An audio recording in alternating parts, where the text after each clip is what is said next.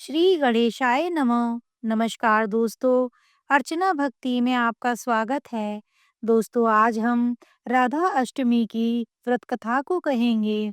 राधा अष्टमी का पर्व हर साल भाद्रपद माह के शुक्ल पक्ष की अष्टमी तिथि को मनाया जाता है। ब्रह्मवैवर्त पुराण के अनुसार राधा अष्टमी का पाठ करने से भाग्य लक्ष्मी की कृपा बरसती है और व्रती मनुष्य के जीवन में धन धान्य और समृद्धि की कोई कमी नहीं होती। ब्रह्मवैवर्त पुराण में लिखी राधा अष्टमी की कथा।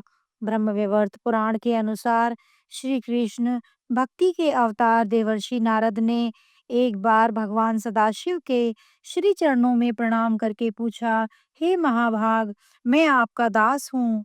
बताइए, श्री राधा दे देवी लक्ष्मी हैं या देवपत्नी, महालक्ष्मी हैं या सरस्वती हैं? क्या वे अंतरंग विद्या हैं या वैष्णवी प्रकृति हैं? कहिए, वे वेद कन्या हैं, देव कन्या हैं अथवा मुनि कन्या हैं? नारद जी की बात सुनकर सदाशिव बोले, हे मुनिवर, एक मुंह से मैं अधिक क्या कहूँ।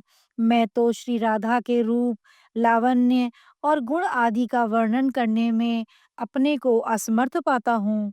उनके रूप आदि की महिमा कहने में भी लज्जित हो रहा हूँ।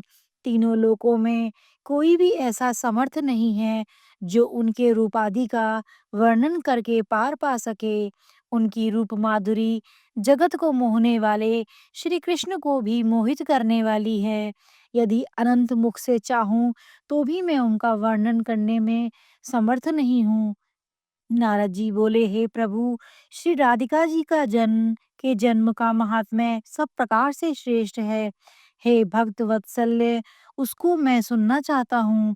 हे महाभाग, सब व्रतों में श्रेष्ठ व्रत श्री राधा अष्टमी के विषय में मुझको सुनाइए। श्री राधा जी का ध्यान कैसे किया जाता है? उनकी पूजा अथवा स्तुति किस प्रकार होती है?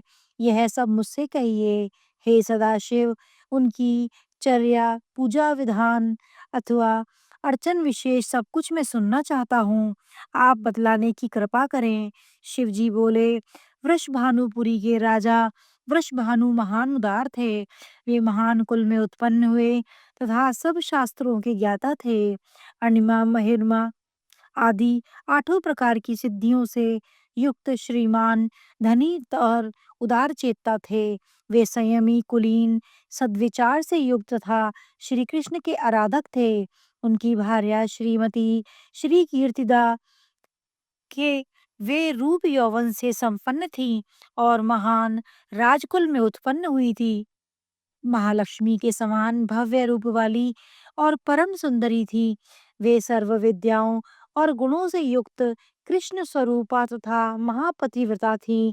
उनके ही गर्भ से शुभदा भाद्रपद की शुक्लाष्टमी को मध्याह्न काल में श्री वृंदावनेश्वरी श्री राधिका जी प्रकट हुई।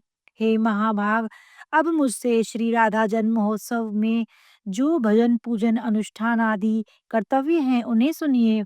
सदा सदा श्री राधा जन्माष्टमी के दिन व्रत रखकर उनकी पूजा करनी चाहिए। श्री राधा कृष्ण के मंदिर में ध्वजा, पुष्पमाल्य, वस्त्र, पताका, तोरणादि नाना प्रकार के मंगल द्रव्यों से यथाविधि पूजा करनी चाहिए। स्तुति पूर्वक सुवासित गंध, पुष्प, धूप आदि से सुगंधित करके उस मंदिर के बीच में 5 रंग के चूर्ण से मंडप बनाकर उसके भीतर षोडश दल के आकार का कमल यंत्र बनाएं।